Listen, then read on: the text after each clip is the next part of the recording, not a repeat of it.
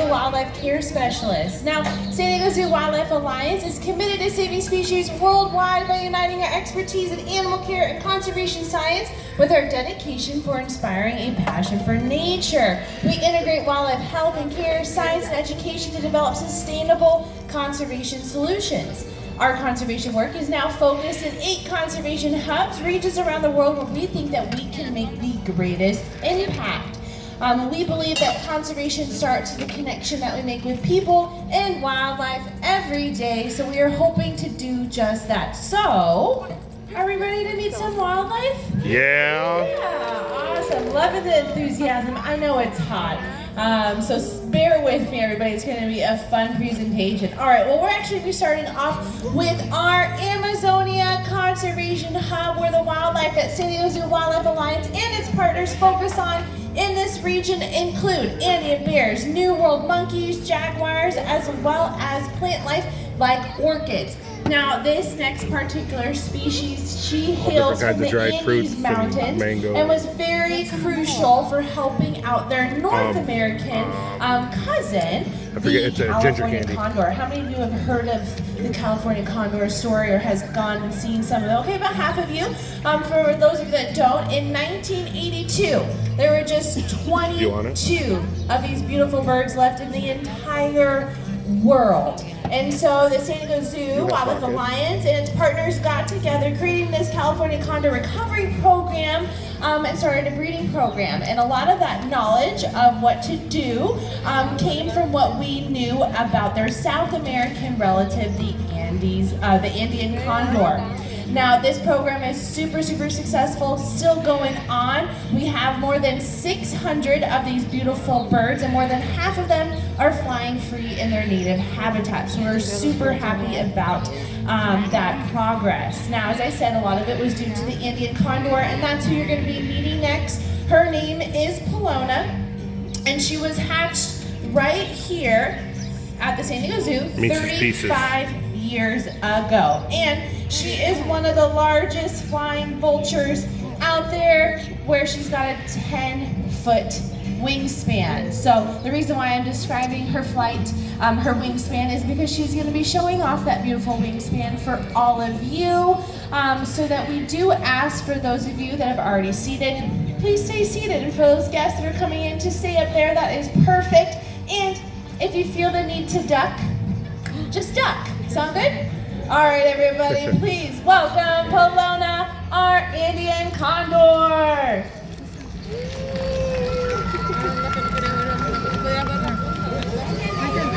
I love that little hop.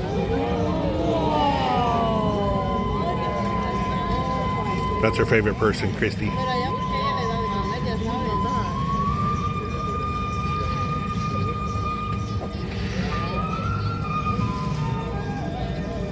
She's not, I've never seen her slip off the rock. There's the Mises Pieces. Instead of Reese's Pieces, because they're mouse, or Mises Pieces. And that's Ellie. Woo! Thank you, Paloma. That was pretty awesome, right? Did anybody get a nice little gust of wind, maybe? Right. Really nice to cool you off with that. And it's always adorable watching her scurry across there. All right, well, for our next wildlife ambassador, we're actually going to be looking at our One Health approach to saving wildlife worldwide. The health of people, wildlife, and the environment are all interconnected. Our planet can only thrive when all life thrives. That is the core of our mission, and it's a thread that runs through all of our conservation efforts. Now, this next particular species definitely fits this bill because he is a canine, which dogs have been part of our human history for many years, either by being companions or helping out in our law enforcement as well as our military. But more recently, they have been extremely helpful with conservation organizations. And how they are helping us is by using their superpowers, I like to say, which is their sense of smell. Dogs, if you didn't know this, can have up to 100,000 times stronger sense of smell than we can. And so we wanted to demonstrate this amazing ability of theirs out here. We have actually hidden a very special object out here with a very specific smell on it for our next guest to find. Now, he does need a little Blocking the energy sun so I can though see for better? him to get out here. So everybody, please give Elvis a warm welcome. Come on, buddy, let's come out here so you can find it. Woo! He has to check if there's any free snacks first. He's making his way. There we go. Elvis! He's on the trail. He's on the hunt. Super Sniffer's going. Ooh, I have no idea where it is. He has yet to be subbed, and he found it! Woo! Nice job, bud. Now, what he found, this is a very symbolic object. This here is a stuffed koala. Do you remember those mega fires in 2019 and 2020 that affected Australia? Well, there were many animals that were affected by those wildfires, but a lot of them were koalas. And so, San Diego Zoo Wildlife Alliance and its partners had specially trained sniffer dogs called koala dogs to help find koalas in need. Now, I do like to specify that the real koala dogs do not grab the koalas by their mouths and do not shake them. Okay, they just alert the people where they are, and then they get the help they need. That is just Elvis's specialty over there. Now we have other partners in other conservation hubs in the past where we have used frog dogs, so dogs that were specially trained to find a very endangered mountain yellow-legged frog. This was a very important thing to start off our project for these amazing frogs. And then also they're using dogs over in Africa to help find basically cheetah scat, which is a fancy word for poop, to help with to know what numbers are out there with cheetahs and a lot of other information, and also helping find poachers, because one of the biggest things out there is illegal wildlife trafficking out there. So dogs have been extremely crucial with helping out many other animals. Now, Elvis, he would make an amazing sniffer dog, but he has a very special story. He actually started off with Guide Dogs of America, and Elvis, plug your ears. We don't like to say that you failed the program, but you failed the program. Yeah, he was a little too food motivated to the point where they thought that maybe it's not the best idea or the safest idea for him to guide somebody when there could be a piece of food morsel on there. He definitely needs to eat it. So he's an extremely smart dog, but he found a forever home here at the San Diego Zoo, where he was paired up with one of our cheetah ambassadors. Her name is Olunga. They are both 9 years of age now, but they've been paired up since they were just a little puppy and a little kitten, very cute together. They basically do everything together except for eating, because they would have a really skinny cheetah and a really fat lab, so we can't do that. So that's the only time that they're separated. Other than that, they're an adorable duo. Well, he was fantastic out here. Everybody, please give it up for Elvis. Elvis! He is adorable. All right, well, so for the rest of the presentation, I'm going to leave you in some very special hands. Everybody, please give it up for my co-care specialist, Ellie. Thanks, Jessica. One more time for Jessica, everyone. All right, now for our next guest, we're going to stay right here in our One Health approach to saving species worldwide. But she represents this category a little bit differently because she is an apex predator. Einstein! But she is an apex predator of the skies. So please help me welcome our beautiful Eurasian eagle owl. This is Einstein, everyone. Yeah, you can give her a hand. Now let's break down that name a little bit. So Eurasian tells us where they come from. They come from all over both Europe and Asia. Now the eagle part of their name simply comes from their size. They are not an eagle and owl hybrid, but they are simply one of the largest owl species in the world. Now you're hopefully going to get a nice up-close view of just how large she is. But speaking of her size, do we have any guesses on how much Einstein weighs? 15. 12. 15. 40. 15. 25. 35. We gotta fly. 20. I think I said 20 already. Well, if anyone said 5 pounds, you are right on the nose.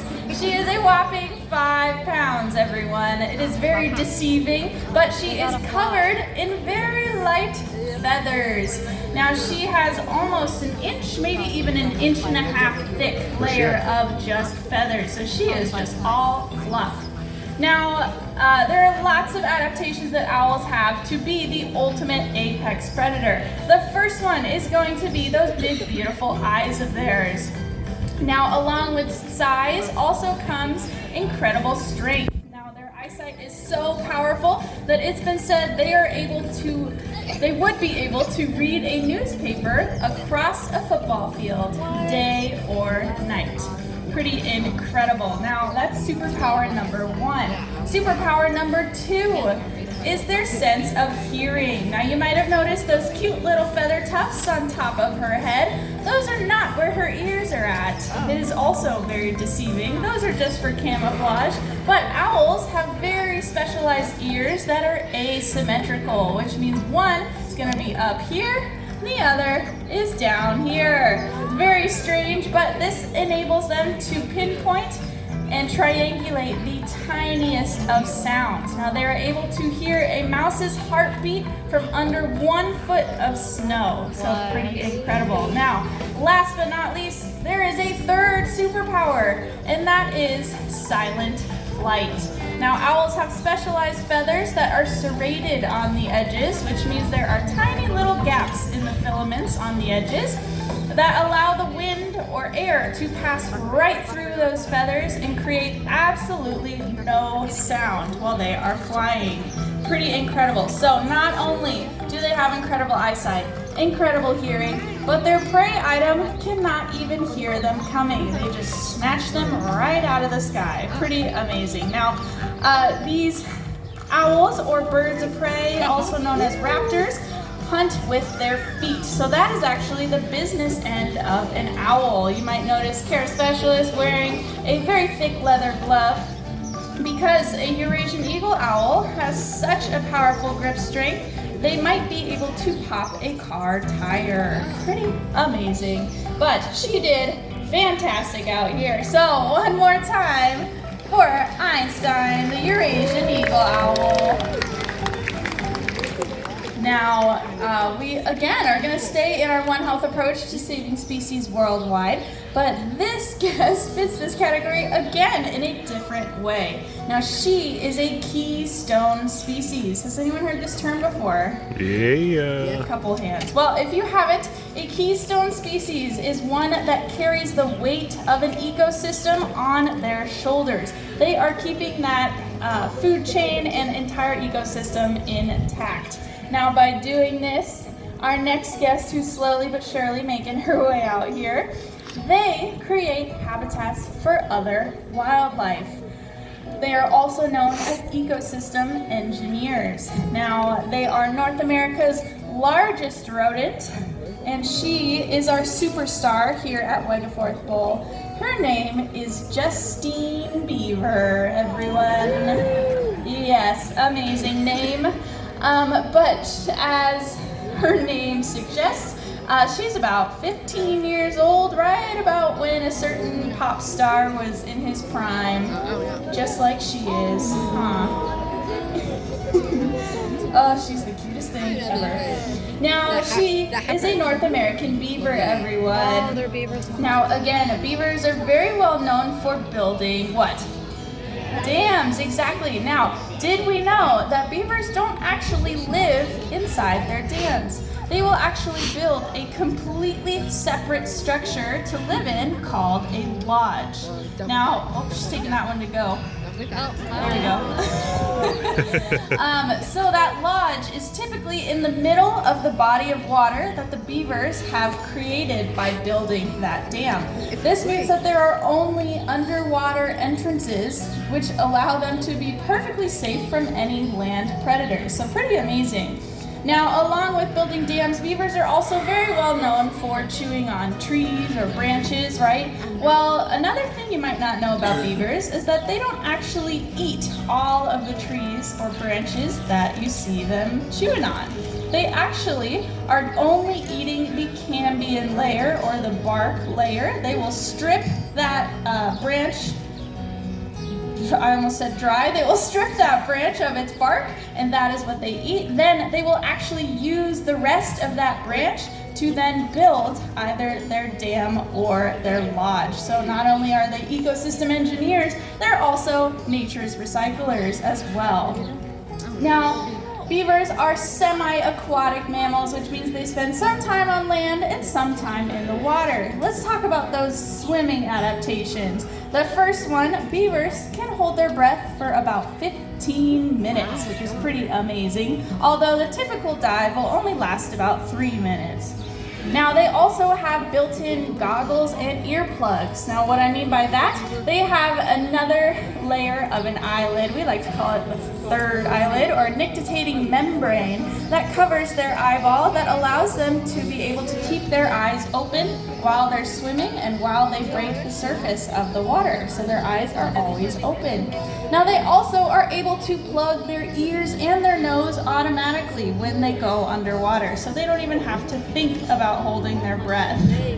Now you also might notice as she swims around, take a look at how she swims. Look at her back feet. Cutest thing ever. Beavers only paddle with their back feet. They don't actually use their front feet at all. It is quite adorable. That is because their back feet are actually webbed, just like a duck or maybe a frog, to help them paddle through the water. Now they also use that big old tail of theirs that they're also very well known for to either propel themselves through the water or as their main defense mechanism. Now what I mean by that is that they will actually smack that tail on top of the water and make a really, really loud sound that will hopefully scare away the predator, or it will warn other beavers that there is danger nearby. So pretty amazing.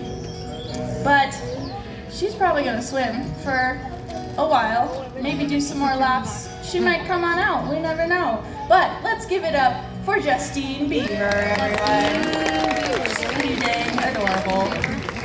All right, everyone. Well, San Diego Zoo Wildlife Alliance is creating a world where all life thrives, and this has never been more important. As first responders in the field, we are there, applying a century's worth of first-hand knowledge to global conservation challenges. Now, we hope you learned something that you will apply out in your daily lives to help save wildlife all around the world. Now, we, of course, can't do it all without you. You can help support San Diego Zoo Wildlife Alliance by becoming a member, a volunteer, or you can even help donate to fund some of our global conservation efforts. Now, your help can never be understated. Why? Because when wildlife thrives, all life thrives. Thank you so much for joining us here at Wagger Fourth Bowl, and have a wonderful rest of your day. Bye, everyone. San Diego Zoo.